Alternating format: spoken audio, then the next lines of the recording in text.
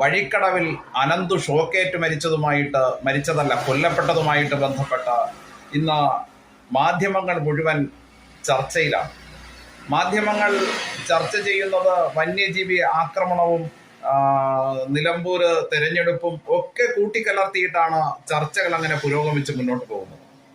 അനന്തുവിന്റെ മരണം കൊലപാതകമാണ് എന്ന് എന്തുകൊണ്ടാണ് നമ്മൾ തുടക്കം മുതൽ പറഞ്ഞത്?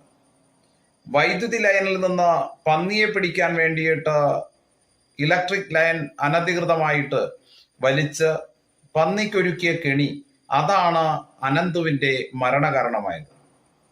ഇത്തരത്തിൽ ചെയ്ത വ്യക്തികളെ കൃത്യമായിട്ട് പോലീസിന് മനസ്സിലായിട്ടും പോലീസ് അവരെ പിടികൂടിയിട്ടും മനഃപൂർവ്വമല്ലാത്ത നരഹത്യയ്ക്ക് ഉള്ള നിസ്സാര വകുപ്പുകൾ ചേർത്ത് കേസെടുത്തു എന്നുള്ളതാണ് മാധ്യമങ്ങളിലൂടെ അറിയാൻ സാധിച്ചത്. യഥാർത്ഥത്തിൽ ഇലക്ട്രിക്